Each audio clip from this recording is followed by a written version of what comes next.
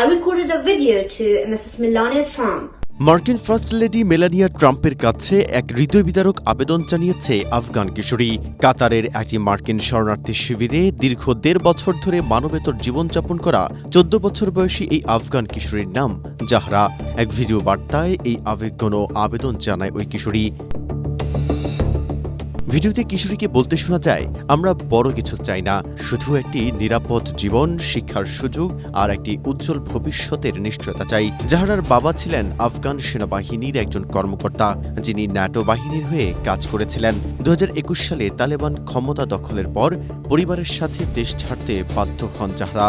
বর্তমানে দোহার অদূরে সাহলিয়া ক্যাম্পে তার মতো আরও ১,১০০ আফগান নাগরিক যুক্তরাষ্ট্রে পুনর্বাসনের আশায় দিন গুনছেন।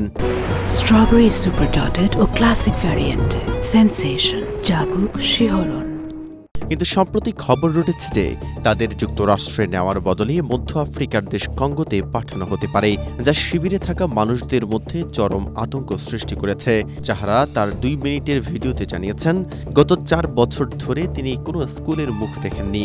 প্রথমে তালেবানি নিষেধাজ্ঞা আর এখন রিফিউজি ক্যাম্পের অনিশ্চয়তা তার মানসিক স্বাস্থ্যকে বিপর্যস্ত করে তুলেছে। মার্কিন পুনর্বাসন নিয়ে কাজ করা সংস্থাগুলোর মতে এই মানুষগুলো যুদ্ধের সময় আমেরিকার পাশে ছিল, তাই তাদের তৃতীয় কোনো দেশে পাঠানো হবে বড় ধরনের বিশ্বাসঘাতকতা।